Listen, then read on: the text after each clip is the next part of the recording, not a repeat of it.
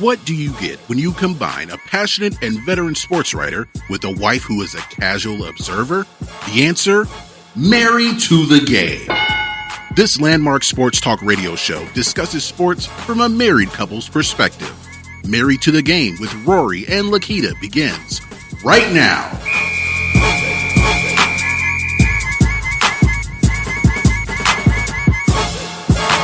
Once again, it's on. What's up, good peoples? My name is Rory Chirac. And I'm Lakita Chirac. And this is Married to the Game. Thank you all so much for checking us out. And thank you so much for all the feedback and support. I mean, it feels good to know that you're sending us much love. Yeah, we really do appreciate that. And boy, we got so much on tap today. Our good folks up in New England, they're still buzzing over the Pats' 5th Super Bowl championship.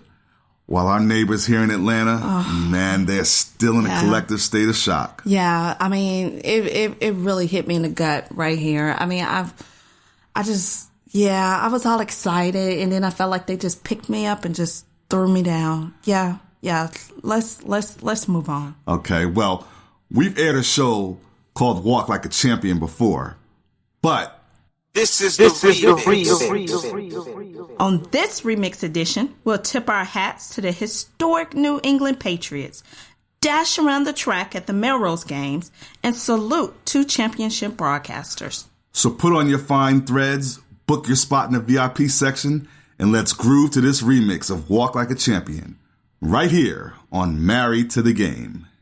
Freeman, what a cut! Touchdown, Atlanta! Falcons overload the right side of the Patriots offensive line. Pass is picked. Intercepted. Robert Alford. He's gone. There are no flags. And the Falcons add to their lead. Alford with a pick 6. Here's Edelman broken up, and the pass is no sign yet. Edelman comes down with a football, and they're saying it's a catch. And now this from Edelman. Incredible. Here's Amendola. Down near the 20. From the 8. Brady finds his man. That's James White. What a game he's had. And White is down to the 1. Handoff. Touchdown, James White. That's Amendola. Flag is down. Amendola's in. Toss to White. He's in! Patriots win the Super Bowl! Brady has his 5th! What a comeback! Mr. Pratt, what do you got to say to all your fans out there that after the first full week of the season, your quarterback's not starting and to find yourself in the greatest Super Bowl ever played and you're the victor? 2 years ago, we won our 4th Super Bowl down in Arizona. And I told our fans that was the sweetest one of all. But a lot has transpired during the last 2 years. And I don't think that needs any explanation. But I want to say to our fans, our brilliant coaching staff, our amazing players who are so spectacular. This is unequivocally the sweetest.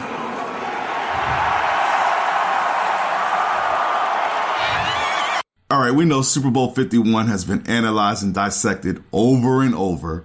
We're here to put the final bow on that ball game. Tom Brady has 10 fingers. 5 of them sport Super Bowl rings. He rallies the Pats from down 21-0, then 28-9 to beat the Falcons 34-28 in overtime. First ever overtime in Super Bowl history. This was the worst loss in the history of the city of Atlanta. A meltdown of epic proportions. Meltdown. Wow. I mean, to me, meltdown is just... Or choke. Which one do you like better? Choke.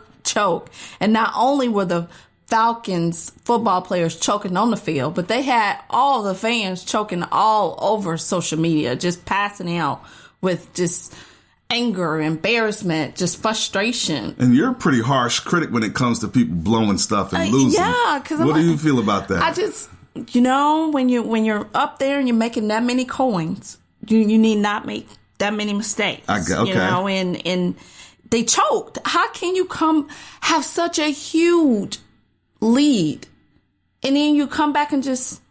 Well, there's no excuse.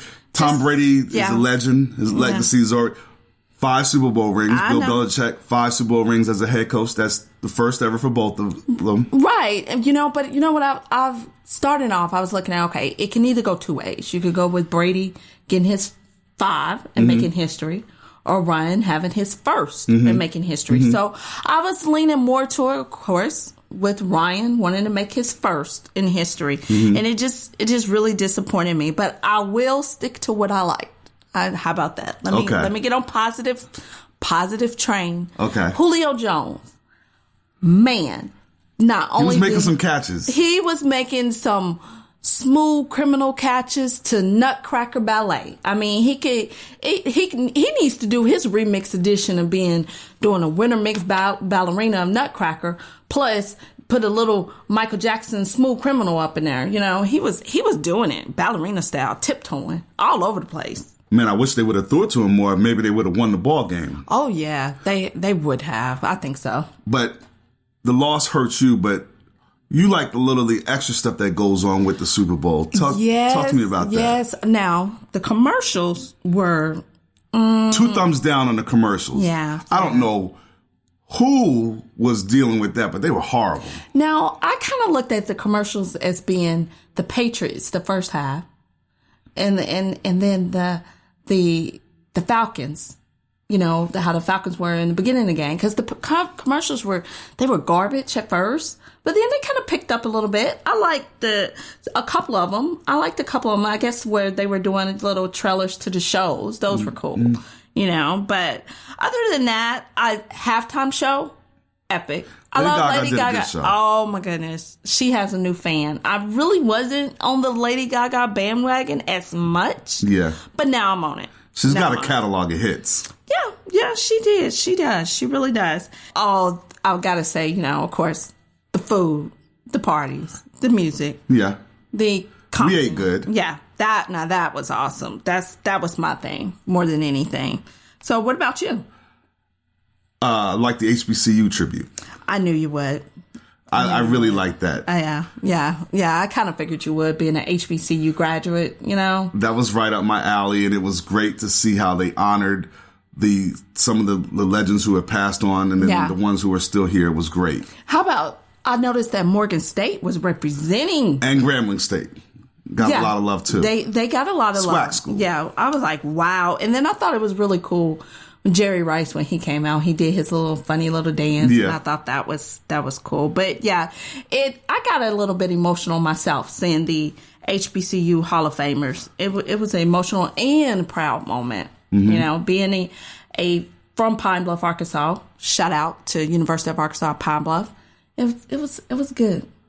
Now, what about the awkward moment when Commissioner Roger Goodell had to hand the Vince Lombardi Trophy to Robert Kraft, shake his hand, and he had to congratulate Tom Brady and shake his hand too?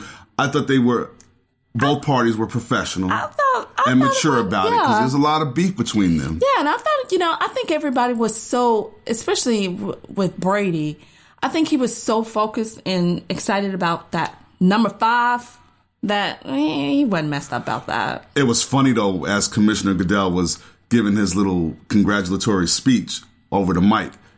Everybody is booing him. Yeah. And then as soon as Robert Kraft gets the Vince Lombardi Trophy, all the fans stop booing and stop cheering. Yeah, and I think as fans, though, we tend to hold a little bit more of that anger compared to the other ones when they're like, you know what, let's move on. I won. I got number 5. That's all that matters.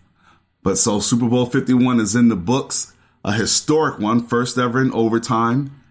Tom Brady, 5 Super Bowl rings. Bill Belichick, 5 Super Bowl rings as a head coach. That's the most ever. Their legacy is already in place. Champions of the NFL, the New England Patriots. All right, we're not done with all the football talk just yet. Not yet. Hall of Fame. Oh, yeah, that's right. Class of 2017. Mm-hmm.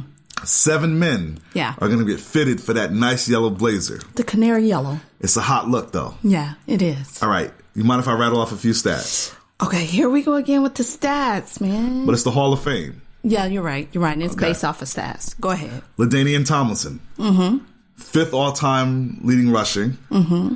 13,684 yards. Wow. Terrell Davis. He's a Georgia guy. All right. 2-time Super Bowl champion with the Broncos. And he's the all-time leading rusher with the team. Okay. Then there's Kurt Warner. Mm-hmm. 2-time MVP. Super Bowl champion with the Rams. And he won an MVP of that Super Bowl. Now, his name sounds familiar.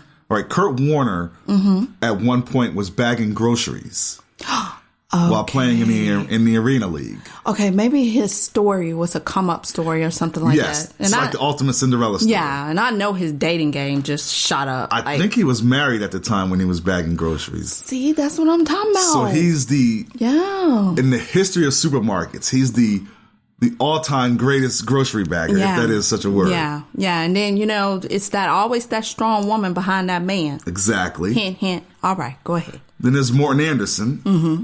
He's going to be the second kicker in the Hall of Fame. He played here with the Falcons. His career spanned 25 seasons. That's a long time. That is a long time. Jason Taylor, 139 and a half career sacks. Okay. 7th all-time. 2006 Defensive Player of the Year. He was with the Miami Dolphins. Mm-hmm. Jerry Jones. Arkansas native. That I know.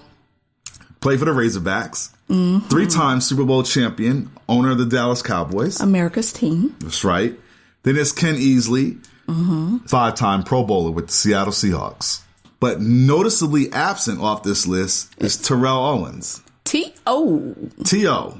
Yes. 8th all-time in receptions, 1,078. Yes. 2nd in reception yards with 15,934. Wow. Now, his stats are amazing. So why was he not in there? T.O. had a bad relationship with the media. And these are some of these guys are the ones that are on the committee that vote you into the Hall of Fame.